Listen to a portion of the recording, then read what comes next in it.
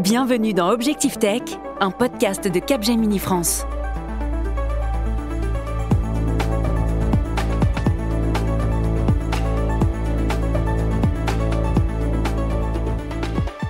Bonjour et bienvenue en direct du studio 147 pour un nouvel épisode d'Écoutons le futur, une émission du podcast Objectif Tech produite par Capgemini qui permet de mieux comprendre l'impact des technologies et de s'orienter dans un monde qui accélère et se transforme. L'IA générative sera bien plus qu'une simple révolution pour les entreprises qui cherchent encore les chemins pour en tirer le meilleur profit, mais entre les mains des cybercriminels. Elle pourrait aussi devenir une arme redoutable, de la création de logiciels malveillants à la manipulation émotionnelle via des deepfakes. La nouvelle forme de délinquance high-tech redessine les contours de la cybersécurité et place la confiance dans le numérique comme un enjeu de société majeur. Mais alors, par quels moyens les organisations peuvent-elles se protéger des attaques massives et de la déstabilisation via la technologie de l'IA ? Jusqu'où la menace qu'elle représente pourrait-elle aller ? Et surtout, comment peut-on retrouver confiance dans le numérique ? Avec nous, aujourd'hui, en plateau, 4 experts du sujet pour explorer le champ des possibles et nous aider à décrypter ce qui se joue en ce moment. Bernard Barbier, vous êtes ex-directeur technique de la DGSE. Yann Bonnet, directeur général délégué du campus Cyber. Vous êtes nos deux invités. Et puis 2 experts aussi. Vincent Laurence, responsable du développement Cyber South and Central Europe pour Capgemini CIS. Et Jeanne Heuret, qui est directrice confiance et sécurité numérique chez Capgemini Invent. Bonjour à vous 4 et bienvenue. Écoutons le futur, une émission présentée par Valère Coréard. Si le concept de l'IA date des années 50 et qu'elle est intégrée depuis un peu partout, elle a surtout été popularisée ces dernières années auprès du grand public par la découverte de l'intelligence artificielle générative et notamment celle basée sur les grands modèles de langage. Bien évidemment, comme toute évolution technologique, les possibilités offertes ne peuvent que retenir l'attention des cybercriminels et d'autant plus dans un monde qui se numérise. Selon l'étude du Capgemini Research Institute, 74% des entreprises considèrent que l'IA générative augmente la complexité des menaces en termes de cybersécurité. Yann Bonnet, vous êtes directeur général délégué du campus cyber. À quoi ressemble une cyberattaque aujourd'hui ? Quelles sont les nouvelles armes des cybercriminels ? Alors bonjour, une attaque aujourd'hui, c'est très concret en fait. Par exemple, un hôpital qui est attaqué, dans la minute qui suit, c'est des infirmiers, des infirmières qui ne savent plus quel médicament a été prescrit. Une collectivité, une mairie qui est attaquée, c'est une mairie qui ne sait plus gérer les passeports. Une PME qui est attaquée, bien souvent, malheureusement, il y a des coûts directs et indirects qui font qu'elle a du mal à s'en remettre. Alors, derrière les attaques, les motivations en fait restent classiquement toujours les mêmes. On a d'abord l'appât du gain, c'est des cybercriminels qui vont essayer de vous rançonner pour obtenir de l'argent. On a de l'espionnage, des choses beaucoup plus discrètes mais qui peuvent faire autant mal. Et on a aussi du sabotage, notamment dans des moments où la géopolitique est très tendue. Moi, j'invite vos auditeurs à regarder, à lire un document qui est publié chaque année par l'ANSSI, qui est l'Agence de cybersécurité de l'État. Donc ce document, c'est l'état de la menace. Et c'est toujours hyper intéressant de le regarder. Ce qui marque 2024, d'abord, c'est un événement en France qui nous a tous fait vibrer, un événement sportif, bien sûr, je parle des Jeux Olympiques. On était un certain nombre dans l'écosystème à penser, à avoir un petit peu peur que ça soit la catastrophe. In fine, il n'y a pas eu de catastrophe. On peut saluer le travail de l'ANSSI, du ministère de l'Intérieur et de tous les acteurs qui étaient concernés. Petit bémol, il ne faut pas qu'on s'habitue. La menace est toujours là. Il ne faut pas qu'on s'habitue à cette menace. Une autre tendance qu'on voit dans le document, c'est des attaques par ce qu'on appelle la supply chain. Donc, c'est les fournisseurs d'une entreprise dans la chaîne de valeur de l'entreprise. Et bien sûr, on parle depuis déjà quelques mois beaucoup d'IA et d'IA générative depuis quelques mois, qui commence à être utilisée en fait par certains cybercriminels. D'abord, l'IA, vous l'avez rappelé, c'est pas nouveau, mais les systèmes d'IA, ça se protège un peu comme des systèmes d'information classiques, mais il y a des nouvelles choses en fait. Il y a des phases d'apprentissage notamment où on a besoin de vérifier un certain nombre de choses pour pas qu'il y ait par exemple d'empoisonnement de données. C'est un peu comme un stop. Si on voulait apprendre à une voiture à reconnaître un stop, certains petits malins vont mettre dans la phase d'entraînement un petit post-it à un endroit sur le stop et vont faire croire à la machine que s'il y a ce petit post-it à tel endroit sur le stop, ça ne veut pas dire stop, mais ça veut dire 130 km/h. Et donc, vous imaginez les catastrophes possibles. Ce qu'on commence à voir dans les tendances sur la generative AI, c'est l'utilisation de ce type d'IA par certains cybercriminels, tout simplement pour améliorer la qualité des phishing, traduire très rapidement. C'est des choses qui commencent à arriver. Aussi, on va, je pense, en reparler, mais tout ce qui est deepfake, qui commence à faire mal. On a eu quelques cas, notamment à Hong Kong, qui a fait beaucoup de bruit. Voilà, c'est le début, mais j'ai envie de dire, ce n'est que le début. Et il va falloir qu'on travaille énormément tous ensemble sur ces sujets, parce qu'il y a un sujet de confiance. Bernard Barbier, vous êtes l'ancien directeur technique de la DGSE. Pouvez-vous nous donner quelques exemples, justement, de ces nouvelles menaces ? Si on regarde comment est utilisée l'IA dans la cybercriminalité ou les cyberattaques, on est dans un continuum. Par exemple, de plus en plus pour faire du phishing, puisque ça démarre finalement souvent par du phishing. Donc ce qu'on voit, c'est que les chats GPT ou autres permettent de faire des emails extrêmement de bonne qualité qui sont quasiment indétectables. À une époque, on avait des fautes d'orthographe partout, maintenant c'est terminé. Il y a une amélioration extrêmement importante du phishing. Ensuite, il y a une deuxième phase, c'est la phase de recherche. C'est-à-dire qu'une fois que vous avez pénétré un poste de travail, il y a tout un travail de recherche au sein de l'entreprise, ou au sein de l'organisation. Et là, l'IA va apporter plein d'outils, va permettre d'accélérer cette recherche, va permettre de détecter des vulnérabilités beaucoup plus rapidement que l'être humain. Et ça va améliorer de façon vraiment très très forte, finalement, l'efficacité de l'attaque. Il y a une deuxième phase, c'est la partie, je dirais, gouvernementale. C'est sûr que pour les gens qui ont des moyens gouvernementaux, donc les pays, les États, l'IA peut apporter beaucoup de choses liées, je dirais, au traitement massif des données. Donc le traitement massif des données va permettre, par exemple, de détecter automatiquement des failles, donc dans les outils utilisés par une entreprise ou un gouvernement.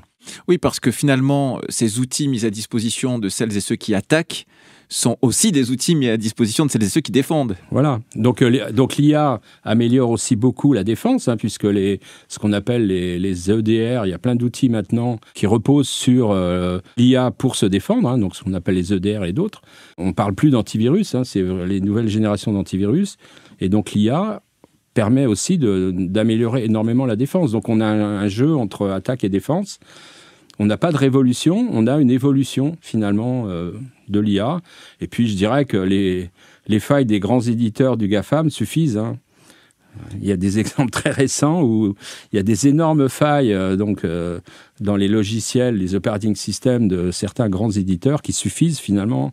Il n'y a pas besoin d'IA pour pénétrer les organisations. Mais malgré tout, l'IA est à portée de tout le monde. Ça veut dire que finalement, les plus techniques comme les plus amateurs peuvent accéder à des outils qui sont aussi puissants pour les uns que les autres. On peut utiliser un outil type ChatGPT, simplement, très facilement. Il y a des outils gratuits maintenant.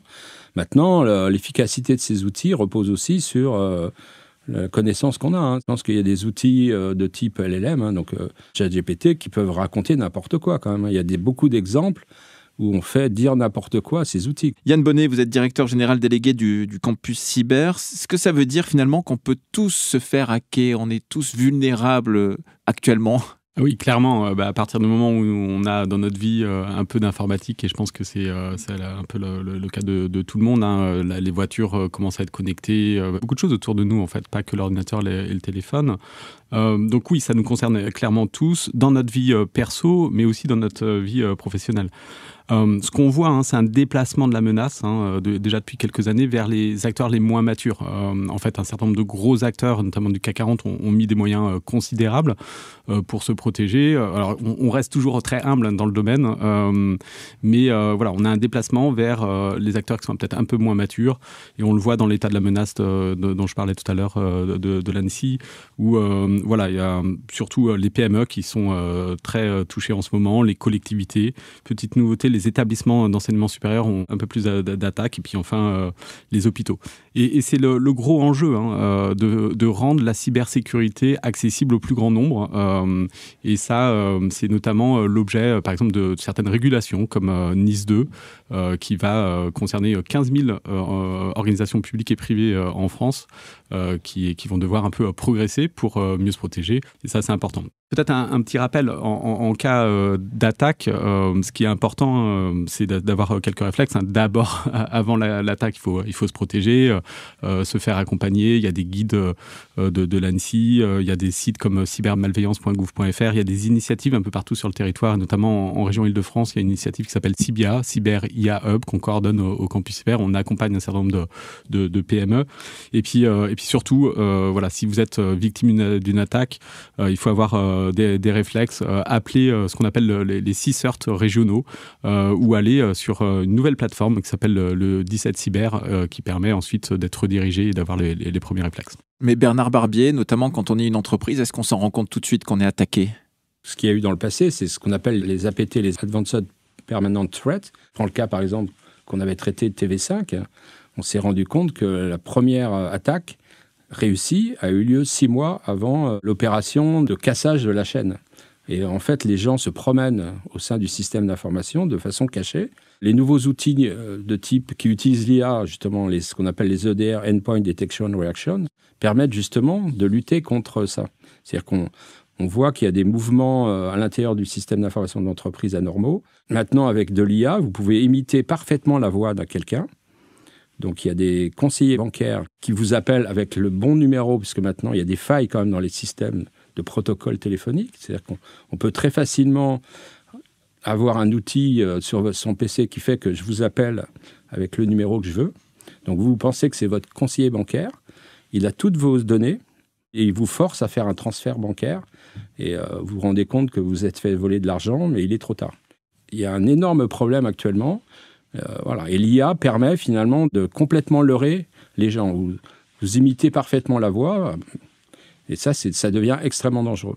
Alors ça, Yann Bonnet, c'est vrai que ça pose la question du rapport au réel avec ces deepfakes. On le voit, alors on en entend beaucoup parler aussi sur les réseaux sociaux parfois, où on voit des montages qui sont de mieux en mieux faits, où on s'y perd.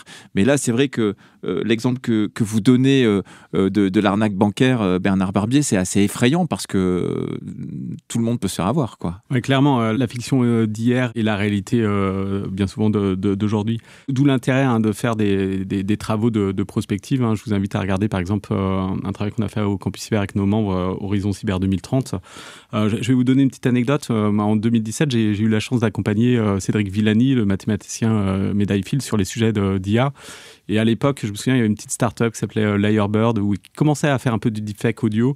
On tapait quelques mots et puis avant, on lisait quelques mots aussi. L'algorithme permettait de lire des choses qu'on n'avait jamais dites. En ce moment, c'est très difficile aujourd'hui de détecter un deepfake, que ce soit en visio ou en audio. On aimerait bien, moi je rêve de pouvoir, quand je fais une visio, avoir un petit icône qui me garantit que la personne en face est une vraie personne. À ce stade, à ma connaissance, on n'a pas encore vu de système qui fonctionne encore correctement. Ça va arriver. Là, l'humain peut être très utile. On a eu un cas, je crois, il y a un mois, un dirigeant de Ferrari qui s'est fait qui a failli se faire avoir par un deepfake. Heureusement, il a eu le réflexe de poser une question toute bête à son homologue. Il lui a demandé quel livre il lui avait offert il y a quelques jours. Et bien sûr, les pirates ont... Donc il avait un doute. Voilà, dès qu'on a un petit doute, il ne faut pas hésiter en fait à poser une petite question. Ça, c'est un truc tout bête, mais ça marche. C'est aussi bête que ça finalement. Il faut arriver à authentifier son correspondant par autre chose que le son ou que l'image. Effectivement, ça va être un gros challenge de confiance et qui pose plein de questions sur le réel. Alors moi, je ne fais pas partie de ceux qui pensent que l'IA, c'est un risque existentiel pour l'humanité. Mais voilà, il faut être quand même assez vigilant sur un certain nombre de choses et mettre... un certain nombre de limites aussi ou de protection pour avoir confiance dans cette transformation numérique et qu'elle soit un réel progrès pour notre société. Je vous propose d'accueillir Vincent Laurence, responsable du développement cyber South and Central Europe pour Capgemini.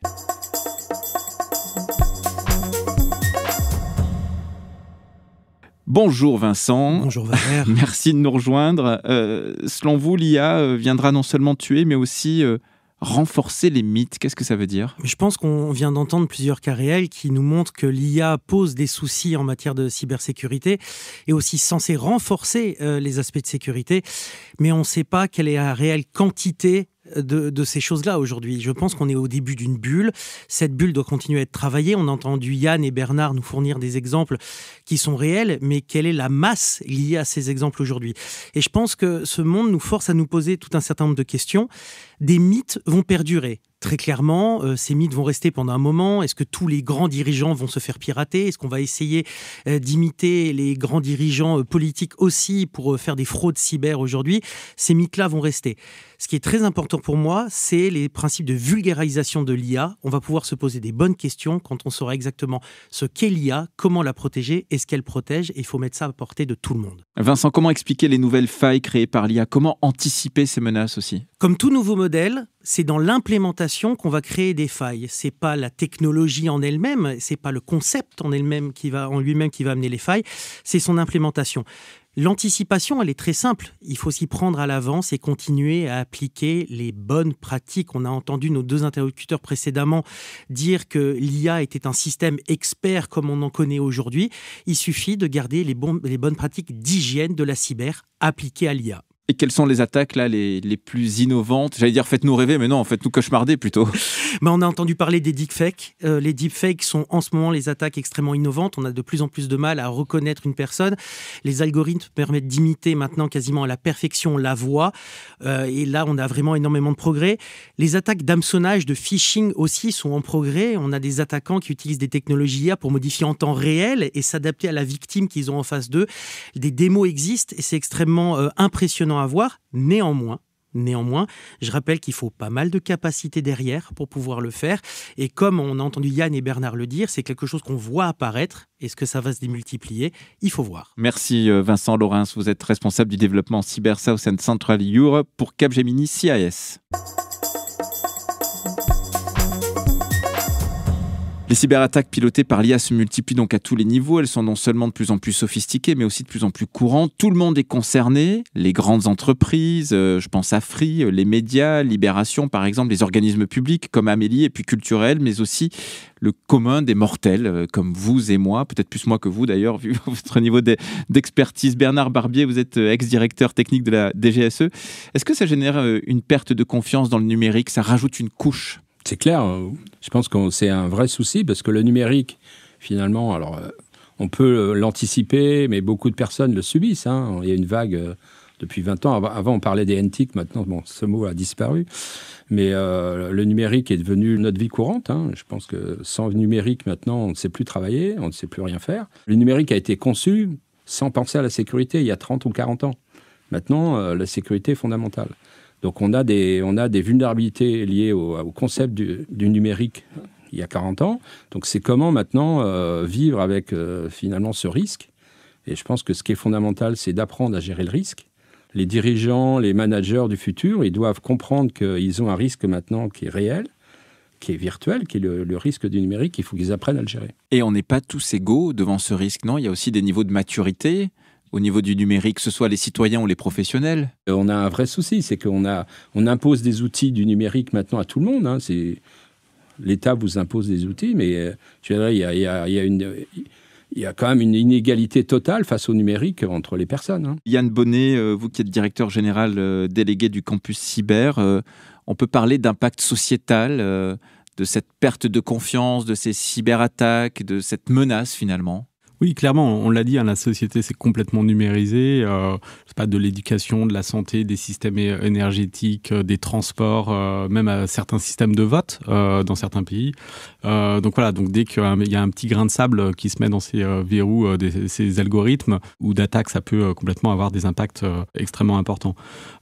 Cette notion de confiance, elle est vraiment essentielle dans le numérique, dans les systèmes d'IA. On voit des nouveaux types de menaces informationnelles liées à à l'IA, hein, notamment des contenus qui semblent réels. On a parlé des deepfakes, mais qui ne le sont pas. On peut très facilement en fait manipuler l'opinion. On peut aussi polariser des sociétés, et certains États se gênent pas pour faire ça.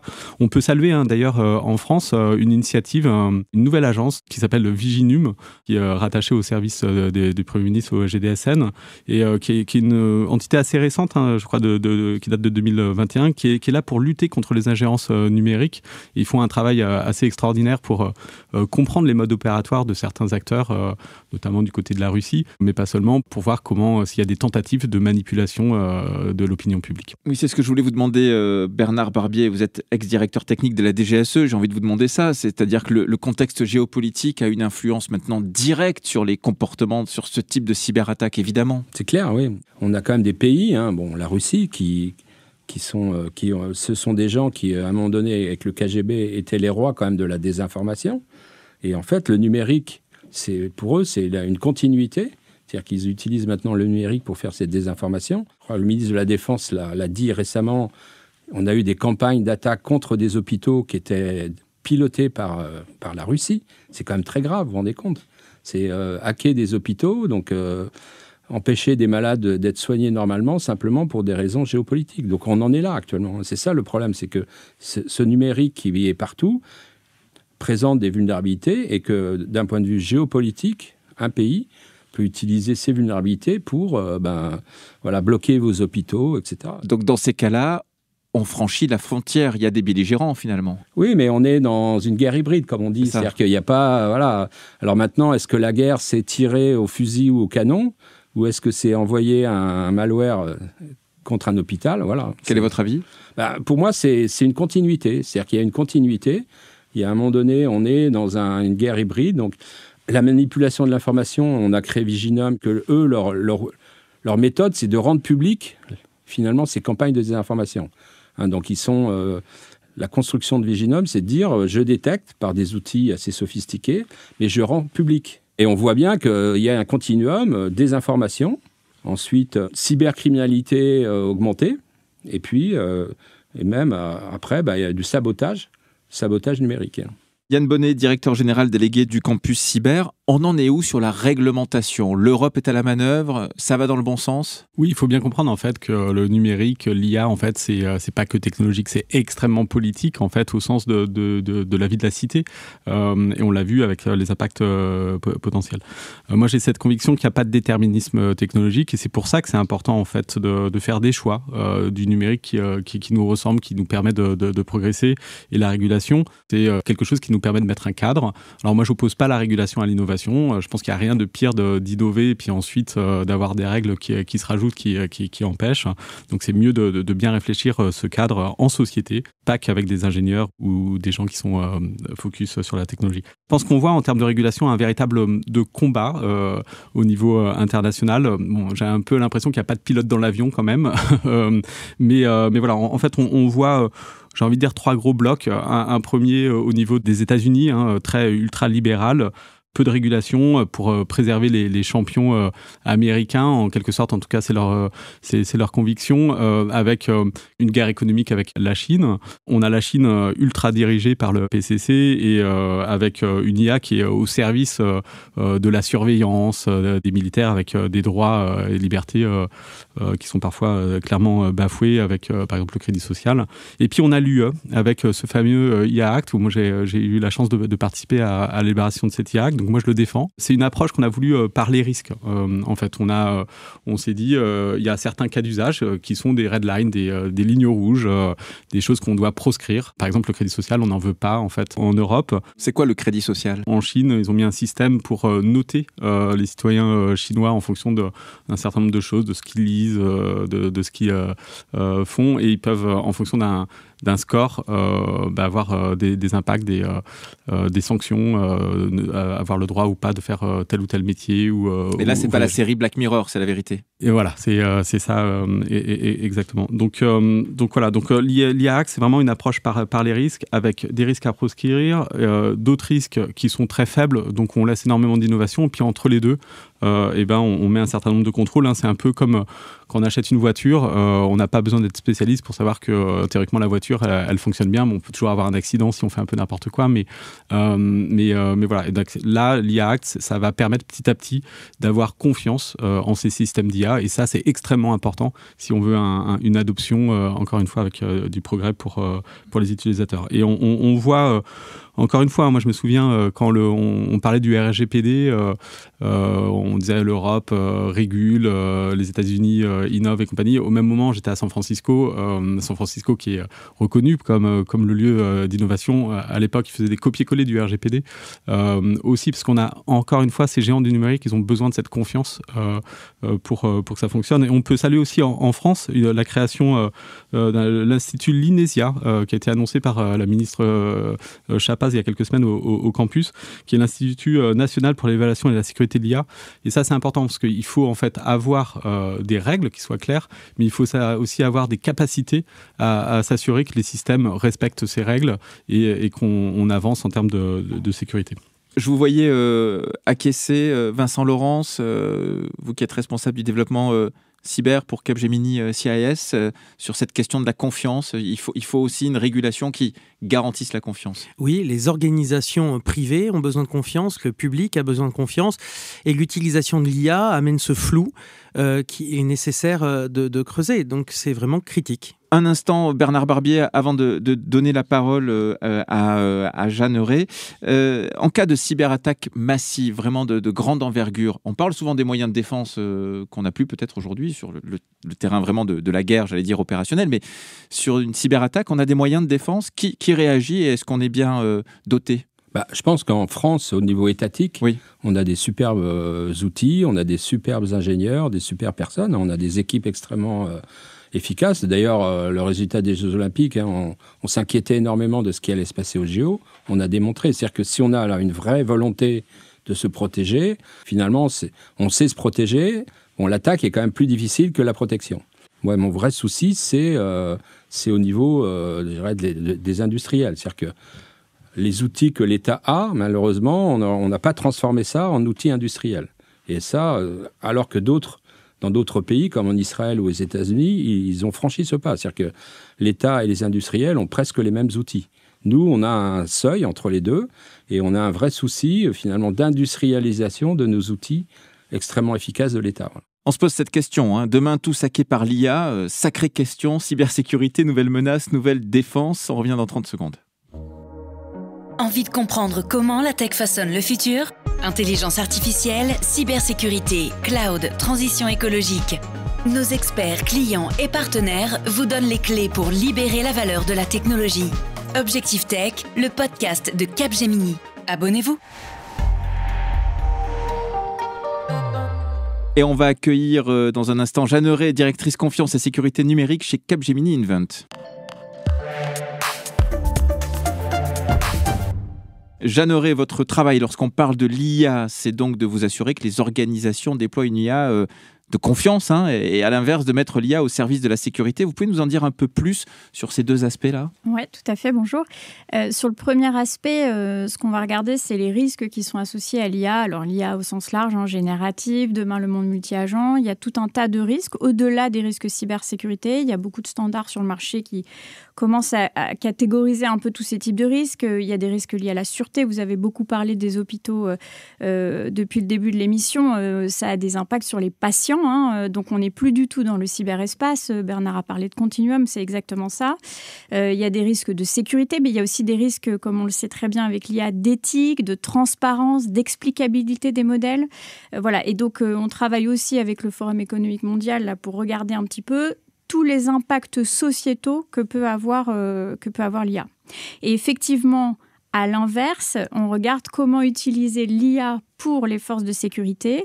Donc là, il y a plein de cas d'usage qui sont en train de se mettre en place. Depuis le chatbot intelligent pour le collaborateur qui tape un peu la situation dans laquelle il est et puis intelligemment, on lui dit quelles sont les mesures de sécurité à mettre en place pour le risk management, pour l'analyse des réglementations qui se multiplient quand même. Donc, ça accélère beaucoup les évaluations les recommandations à mettre en place, etc. Jusqu'à des choses très techniques, opérationnelles, dans les Security Operations Center, dans le DevSecOps, etc. Alors, Jeanne, comment retrouver confiance en le numérique ? Ce serait donc une préoccupation sociétale avant tout ? Ah oui, alors moi j'en suis convaincue. D'abord, je suis convaincue qu'on est à un vrai moment paradoxal entre l'accélération du numérique d'un côté, Yann le disait, partout dans notre vie personnelle, professionnelle, dans tous les secteurs de l'économie, et la démocratisation de ce sujet quand même, qui fait que tous les citoyens maintenant commence à parler de sujets comme la résilience des services, comme la vie privée en ligne, les fake news. On a vu aux élections européennes l'année dernière dans les programmes des passeports pour les mineurs sur les réseaux sociaux. À titre personnel, ma grand-mère m'a demandé l'autre jour « Alors, tu travailles dans l'intelligence artificielle ?» 95 ans, parce qu'elle a vu ça à la télé, dans les médias, etc. Donc, les gens s'approprient ces enjeux-là. Et résoudre, en tout cas essayer de maintenir un niveau de confiance numérique, ça passe par plusieurs choses. L'éducation avant tout. On a besoin d'expliquer au monde comment fonctionne le numérique. Aujourd'hui, on peut parler d'intelligence artificielle, on n'a aucune idée de la machine qu'il y a derrière. En tout cas, dans les professions du numérique, oui. Dans la société en général, on a besoin d'éduquer là-dessus, de travailler ce niveau d'appropriation. La réglementation aide. Moi, je viens du monde des sciences politiques et il y a une approche qui s'appelle l'approche institutionnaliste qui dit que quand un cadre est posé, ça aide la société à changer quand même. Ça donne des notions de ce qui est juste, pas juste, ce qui est dans le droit, ce qui n'est pas dans le droit. Donc, je pense que la réglementation nous aide quand même à travailler ce niveau de confiance. Et puis, peut-être à titre, c'est une conviction plus personnelle, je pense qu'on ne parle pas assez des usages que l'on pourrait faire de l'IA au service du bien commun. On parle beaucoup de l'IA au service de l'optimisation, la performance, les coûts, etc. Je pense que montrer plus largement comment utiliser les technologies pour renforcer, aider les services publics et pour l'utilisation du bien commun, ça aiderait à lui donner de la légitimité et à retrouver de la confiance aussi. Et Jeanne, vous travaillez sur le monde des multi-agents. Vous en avez parlé d'ailleurs en début de chronique. Mais qu'est-ce que c'est et en quoi ce serait un saut dans le vide alors ? Les agents, juste peut-être pour resituer un tout petit peu, c'est un agent, c'est une entité qui est capable de capter un certain nombre d'informations et avec un certain niveau d'autonomie, de prendre la décision d'agir pour atteindre un objectif qu'on lui a fixé. Et donc, un monde multi-agents, c'est faire dialoguer entre eux des agents avec un certain niveau d'autonomie qui vont effectuer des actions et qui, comme une équipe, va créer de l'activité, produire des résultats, etc. La semaine dernière, j'ai rencontré le DSI, donc le directeur du système d'information d'une banque française, qui a fait un speech devant 100 personnes en disant « J'ai une bonne nouvelle pour vous, demain vous serez tous managers. Parce que demain on sera tous managers d'une équipe d'agents d'IA. » Et donc, le saut dans le vide, c'est un peu ça. C'est vers quoi on va ? Vers quoi on va dans les organisations d'entreprise ? Quel va être notre rôle, nous, en tant qu'humains, vis-à-vis de ces agents-là ? Quel va être leur niveau d'autonomie ? Quel va être leur pouvoir décisionnel versus la supervision. Demain, on a parlé de poisoning tout à l'heure. Si dans un système multi-agent, il y a une injection d'un agent malveillant ou qu'il y en a un qui est défectueux, ça peut fausser tout le système.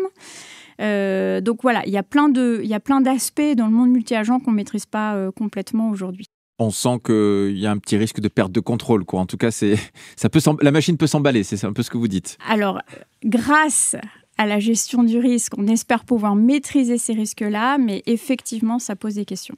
Merci Jeanne Auré, vous êtes directrice confiance et sécurité numérique chez Capgemini Invent.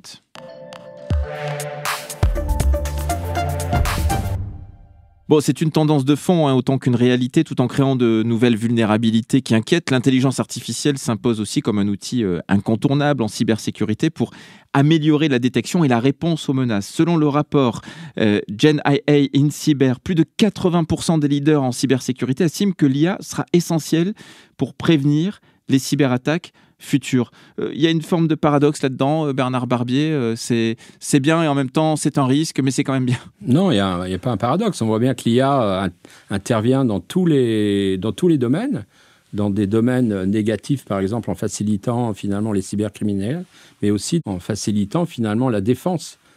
Donc voilà, c'est comment on va améliorer des outils au niveau de la défense, puisqu'on voit bien qu'il y a un risque qui apparaît, qui est extrêmement fort. C'est comment on va mettre en place des lignes de défense utilisant de l'IA qui vont permettre finalement de contrer cette malveillance. Yann Bonnet, on en parlait tout à l'heure, et d'ailleurs en janvier dernier, la désinformation générée par l'IA a figuré en tête du rapport annuel sur les risques mondiaux du Forum économique mondial. Ça souligne son potentiel aussi de déstabilisation de l'industrie, l'affaiblissement des institutions. Est-ce que lorsqu'on est face à des campagnes de désinformation, mais je mets dans désinformation aussi les deepfakes, tout ce qui peut nous tromper, nous manipuler, est-ce que c'est possible de distinguer le vrai du faux ?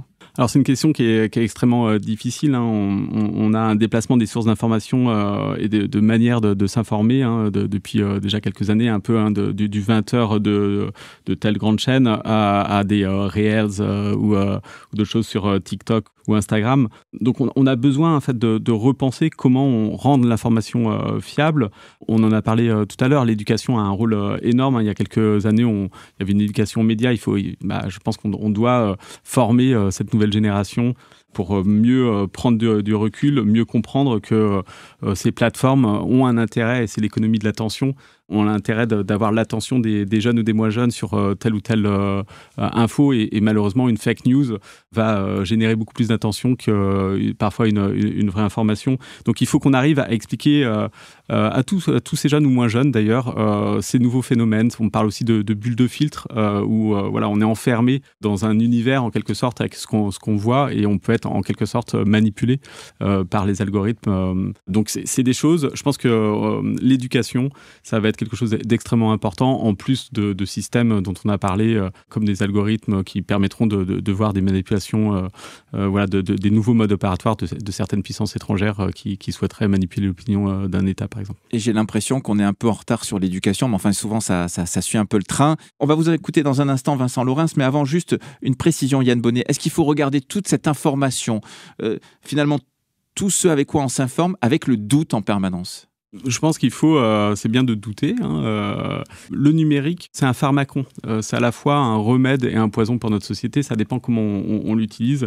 C'est important en fait de prendre du recul, de maîtriser ces risques. Il y a énormément de travail, je pense, à rapprocher différents mondes. Par exemple, les mondes des data scientists, des experts data scientists avec le monde des experts de la cyber, pour qu'ils travaillent beaucoup plus ensemble, qu'on gère mieux un certain nombre de risques. Vincent Laurens, responsable du développement cyber pour Capgemini CIS, une remarque. Oui, je voulais rajouter, on a parlé d'éducation et c'est clé, et il faut aussi parler de sensibilisation. La sensibilisation va apporter cet effet de répétition, et qu'on soit du côté organisation, société privée, secteur public et éducation étatique, je pense qu'il faut sensibiliser de manière permanente, et c'est ce qui nous amènera à distinguer le vrai du faux, ou enfin d'essayer d'y arriver. Bernard Barbier, comment vous regardez l'avenir pour la cybersécurité ?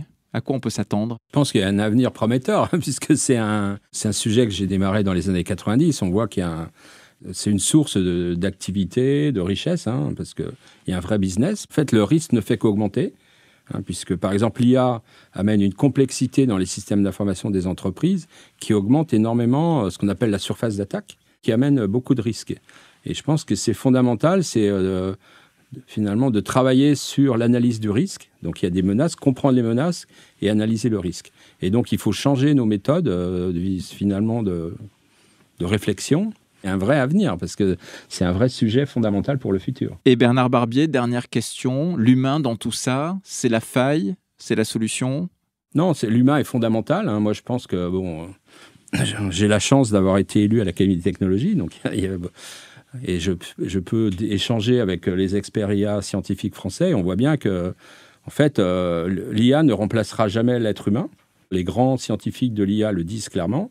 Maintenant, c'est une chance. L'IA, c'est une vraie chance. Ça apporte des outils d'efficacité pour l'être humain, mais c'est aussi un risque et il faut le maîtriser, et on est capable de le maîtriser. Yann Bonnet, pour vous, l'humain, la faille, la solution, les deux ? L'humain, pour moi, c'est la solution. On aura toujours un dessus, en fait, vis-à-vis de la machine. Je vais prendre un exemple. Par exemple, le bon sens. On n'arrive pas, en fait, à l'automatiser ou à le mettre dans une boîte qu'on pourrait appeler IA. Je vais donner cet exemple. Vous avez probablement en tête cette image de cet accident du pont de Gênes, où on avait cette camionnette qui était juste à l'arrêt devant ce trou béant du pont. Moi, je vous parie que si c'était une camionnette autonome, elle serait tombée directement parce on n'aurait pas pu entraîner sur des choses du passé de ce type.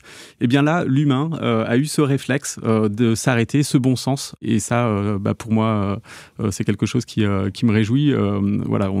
C'est toujours important d'avoir l'humain dans la boucle parce que derrière, il y a des histoires de responsabilité et de valeurs, de choix, de décisions qu'on ne peut pas toujours automatiser. C'est la fin de cette discussion passionnante. Merci Yann Bonnet, vous êtes directeur général délégué du campus cyber. Bernard Barbier, vous êtes l'ancien directeur technique de la DGSE.